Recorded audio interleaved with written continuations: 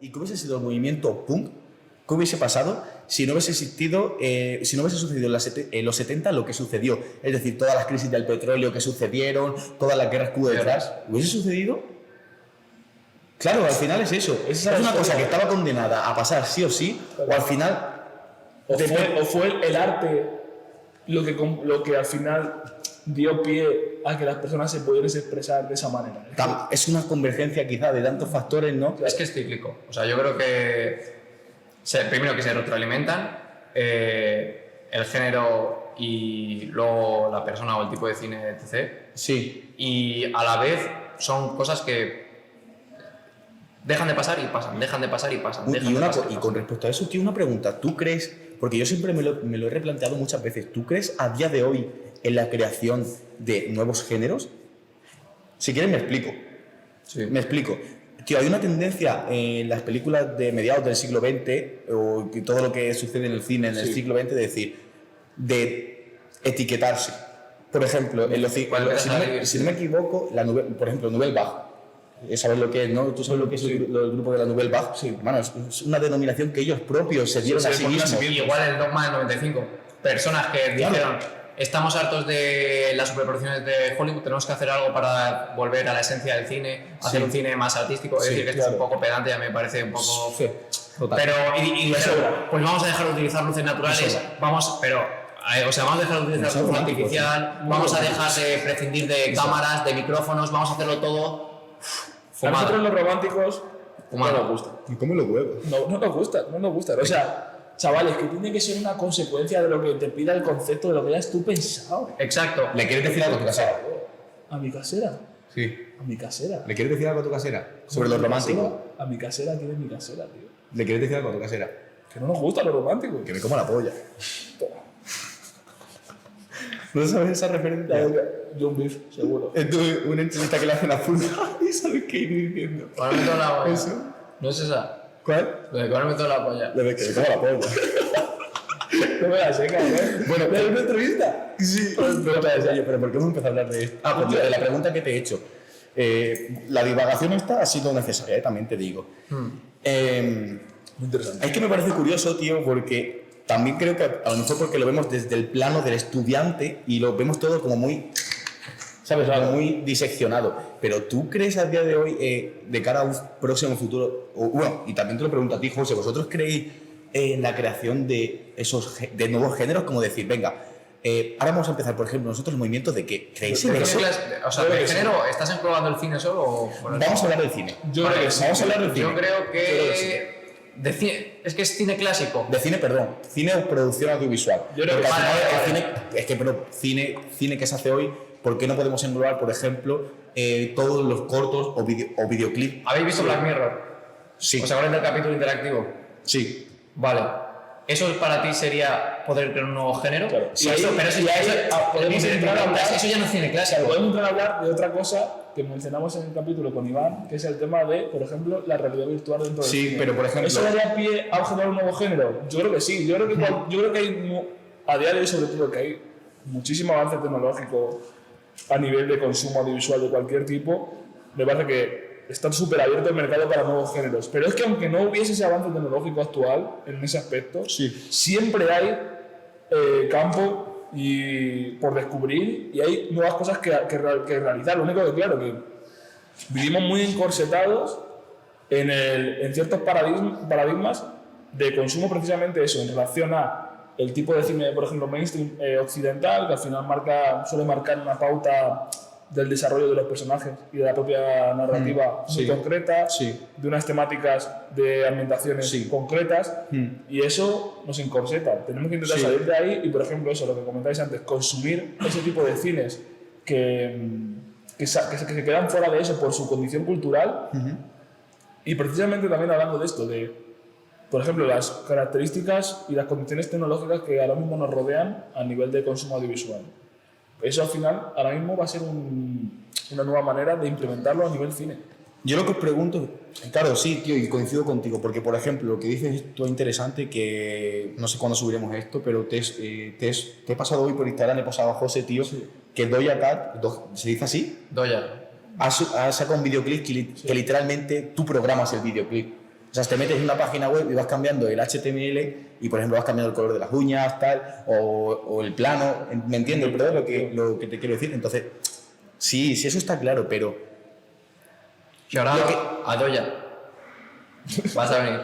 Vas a ver para Sí, acá. Ojalá. Sí, no estaría mal. Queen. Mamá.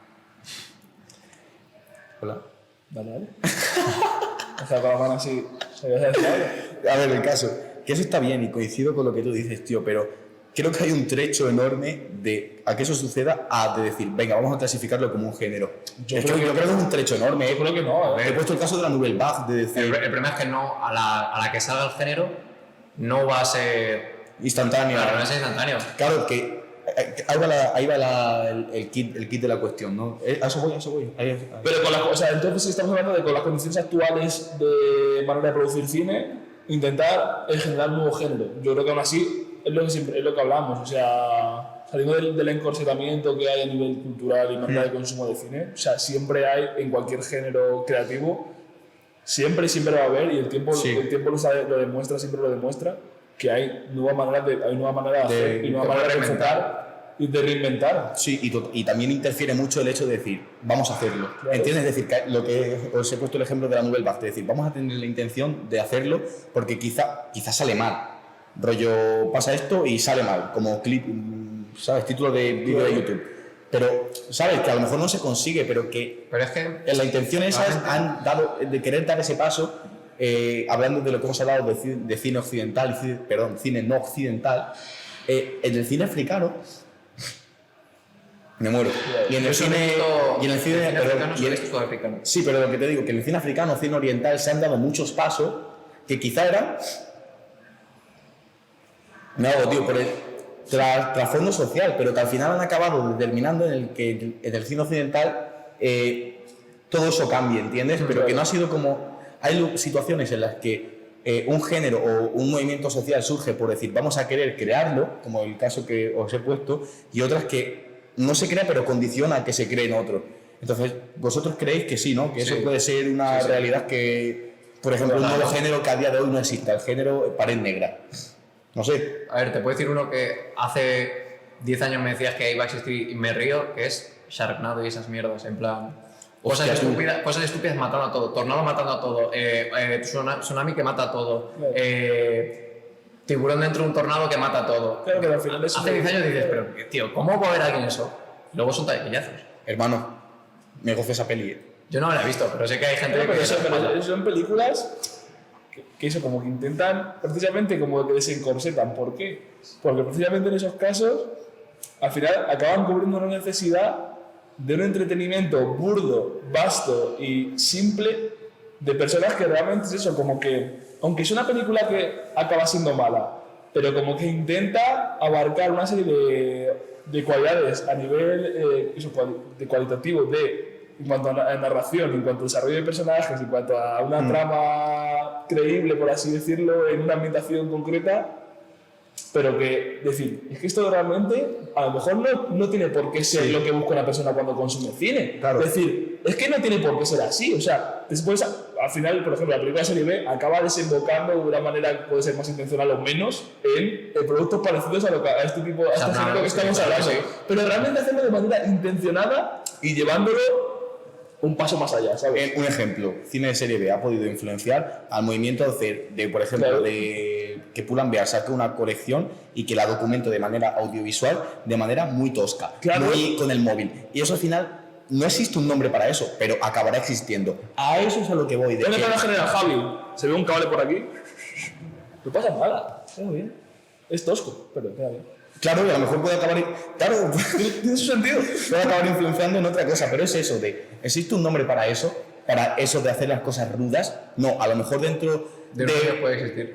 Claro, pero se está creando, y eso es lo que voy, que por un lado está la denominación y por otro lado está el arquetipo de lo que se crea. Y que primero a lo mejor se empieza a hacer algo de una manera desintencionada por las condiciones que hay, pero acaba generando un concepto estético que se puede utilizar y llevar más allá un nuevo código. Un código. Javi, pínchame ahí.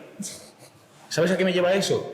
a nuestro anterior invitado, Julio, que le gustan mucho los códigos de comunicación y, bueno, brother, pues nos habló de ello un poco. Os lo ponéis, tío, os lo ponéis. Venga, vámonos, ya estoy cerrando. Es un poco de podcast, pero Está bien, está bien, hombre. Bueno, Mucha metalingüística. y...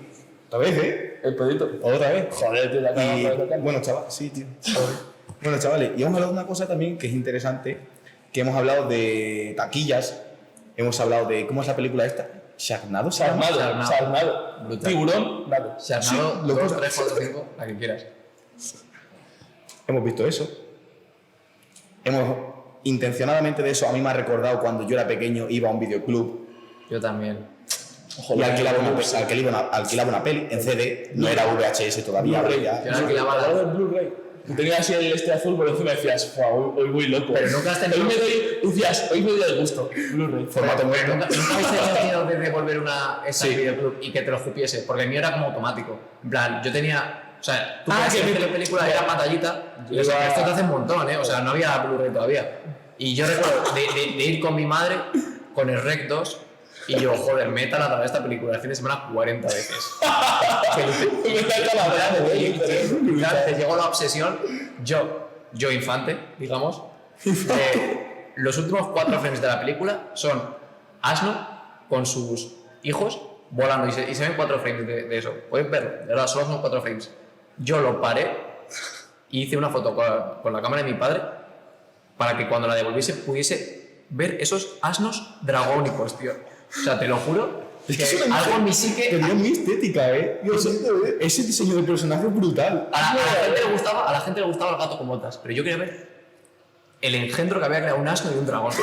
Pero el dragón era muy grande, ¿no? Para Era dragona. Era raro, ¿eh? Era grande, Vale, era vale, grande. ya ves. O sea, en mi mente de niño pequeño no pensaba Ya, en eso, pero ahora viendo pero sí que así, pensaba en las crías. Hostia. Y yo recuerdo de taladrármela la película 40 veces, si se puede malintencionar, hay gente muy enferma. Sí, sí. Y yo estaba con mi madre, meter el CD, meterla, porque no era el CD en sí, o sea, metías como una carátula amarilla totalmente y dentro estaba el CD. Vale, pues Es verdad, ¿eh? se ve Yo que quería- al meterlo. No, yo quería la de que salía cuando lo compraba, bro. Claro, la buena. Claro, qué cabrón, y te la daban en una Sí, amarilla. pero La buena miniatura, tío. Tío, es que a mí Me acuerdo esos segundos que empezaba a cargar, en plan la máquina de te la escupo, me tienes que pagar 40 pavos o voy a tu puta casa. Es que varía un dineral, ¿eh? O. Pero, bro, ¿eso por qué era? Porque se rayaba, o algo. Yo rayé. Era Y realmente- mi madre tuvo que hacer mi madre, una genia, te quiero, tuvo que hacer un bypass con una película de Shrek 2. Cogió un CD y otro, pum, pam, y lo devolvió. Pero, tío, Y he de decir que mi madre es una genia, ¿sabes por qué? Porque ese CD lo robó. pero era. Hubo una persona. Ya que he escrito. No, mi madre, contra el sistema capitalista, consiguió derrocar a Abrir su cruz, ¿eh? Sí, sí, porque pensar esto, nadie sale perjudicado porque ella lo cambió por un DVD que existía de Shrek 2.